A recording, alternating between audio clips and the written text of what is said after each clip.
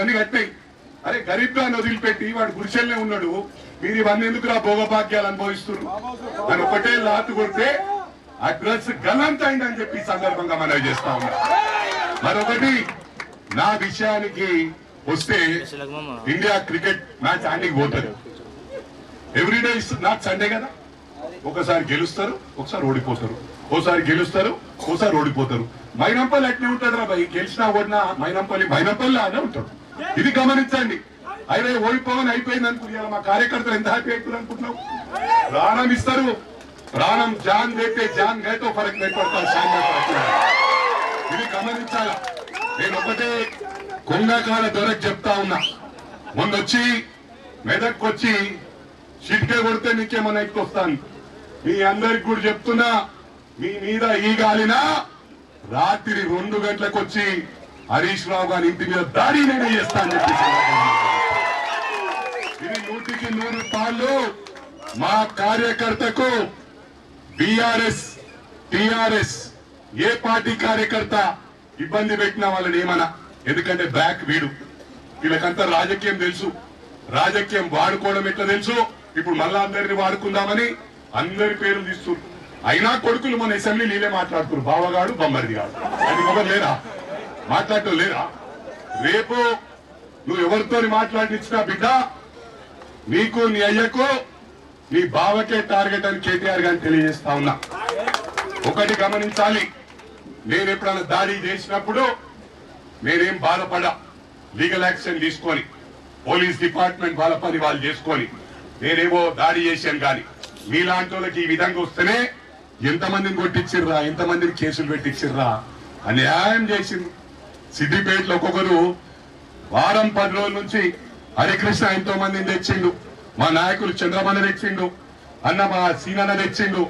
ఒక్కొక్కరి బాధలు చెప్పుకుంటే కళ్ళలకి నీళ్లు వచ్చినాయిరా. కానీ నీళ్లు కాదు బిడ్డ, చర్యకు ప్రతి చర్య అని చెప్పి ఈ రోజు దిగిన దంగల్లా దిగినా నిన్ను బొంద పెట్టే వరకు, నీ కల్వకుంట్ల కుటుంబాన్ని బొంద పెట్టే వరకు నీకు ఎటువంటి పరిస్థితి వస్తుందంటే, నువ్వు విలుస్తే ఒక్కడు రాని పరిస్థితి వస్తుంది.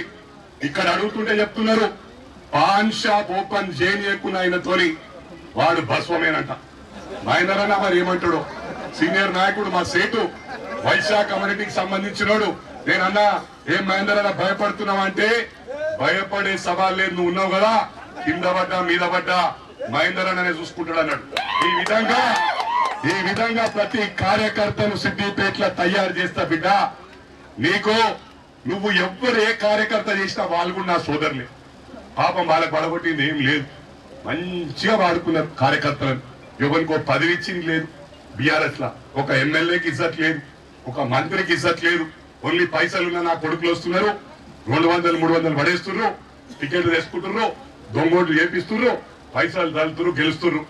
నేను సిస్టమ్ ఎట్లా తెస్తా అంటే, ఈ పైసలు కాదు, ప్రజల కష్టాలు తీర్చినాక. ఇలా అన్నికి లేదు మనకు రైట్. ఎందుకంటే తినడానికి తిండి, ఉండడానికి ఓ ఇల్లు, కట్టుకోవడానికి బట్టలు, అవి మా ప్రభుత్వం తరఫున ప్రతి ఒక్కరికి న్యాయం చేసిన తర్వాత బిడ్డ మీ ఓట్లకు ఎవడు అమ్ముడు ఓడు. కేసీఆర్ కు, కేసీఆర్ కుటుంబానికి, ఈ బిజినెస్ మ్యాన్లకు, ఇలాంటి నా కొడుకులకు బుద్ధి చెప్తా. వాళ్ళు పడగొట్టేది ఏం లేదు, బిజినెస్ అయిపోయింది. ఓ 300 కోట్లు ఖర్చు పెట్టాలి, గెలవాలి, మళ్ళీ పత్తలే కూడా వాళ్ళు మళ్ళీ ఎలక్షన్స్ టైంలో చేయాలి. దీంట్లో సిస్టమ్ ఏమైతుందంటే, కష్టపడే వాళ్ళు డిమారలైజ్ అవుతున్నారు. ఏం వాళ్ళకి చెప్పినా, అరే మనం వీళ్ళని చక్కగా చేయాలా, పబ్లిక్ నేమంటాం, పబ్లిక్ నేమనొద్దు. వాళ్ళ పరిస్థితులు ఎట్లున్నాయి, వాళ్ళ ఇబ్బందులు ఎట్లున్నాయి, అందుకు అర్థం చేసుకోవాల్సిన అవసరం ఉంది. ఇవాళ ఒకటే గమనించండి, కాంగ్రెస్ పార్టీ 100కి 100 పాళ్ళు న్యాయం చేస్తుంది. నేను కొన్ని ఫోటోలు పంపిస్తా. తెలంగాణ కావాలన్నప్పుడు సోనియా గాంధీ పక్కకి ఇట్లా లేవడ్డాడు, మన దూర పెద్ద దూర ఇట్లా లేవడ్డాడు. తెలంగాణ ఏమైనా నరికి మొత్తము దుకాణం పెట్టి సోనియా గాంధీ గారికి తెలుసు, ఇక్కడ ఎప్పుడైతే ఈ తెలంగాణ రాష్ట్రం ఇస్తానో అక్కడ ఏపీ మైనస్ అయిపోతుందని. అయినా ఆలోచించకుండా ఇచ్చిన ఘనత ఎవరికి దక్కింది? సోనియమ్మకు దక్కింది. ఇవన్నీ మర్చిపోయినాం మనం. మర్చిపోయి మొత్తం కాంగ్రెస్ కు బొంద పెట్టేస్తామని ఉన్నెమ్మేళ్ళంతా కొనేసి ఇవాళ ఏమైందిరా భయ్ పరిస్థితి? మళ్ళా అదే ప్రోగ్రాం పెట్టుకుందాం అనుకుంటూ మీకు ఒకటి చెప్తున్నా, ఇలా ప్రజలందరికీ కూడా విజ్ఞప్తి చేస్తా ఉన్నా, ఎవరి ముందు గెలుస్తున్నారు అని మేము అన్నామా? మనము ప్రభుత్వం వచ్చిన తర్వాత ఒక్కరిని కూడా డిస్టర్బ్ చేయలే.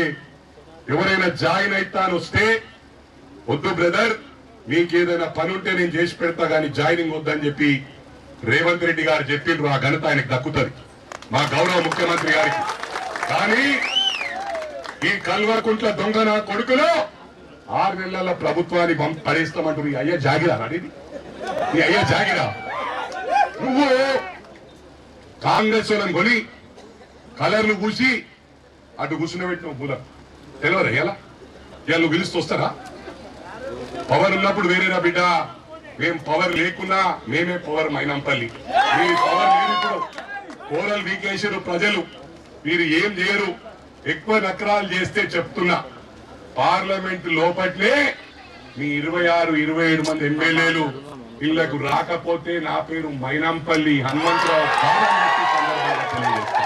కొన్నాడు. ఫస్ట్ వాడతారు రాని తెలియదా మీకు? తెలియదా? ఇవన్నీ గమనిస్తున్నారు జనాలు. వాడే రానిస్తాడు, నువ్వేడ మళ్ళీ బలపడతావు రాబాయ్. ఎప్పటి నీ రోజులేనా? ఒక్కటి గుర్తు పెట్టుకో, కేటీఆర్ మీ అయ్యకు తెలుసు మేము చాలా పెద్ద పొరపాటు చేస్తాం, ప్రజలను పట్టించుకోలే అని. అందుకే ముఖం లేక ఫామ్ హౌస్ లా లేకపోతే పాత ఇంట్లోనే ఉన్నాడు. నువ్వేమో ఏదో చేసి పవర్ మాట్లాడి మొత్తం ఇచ్చేస్తా అంట.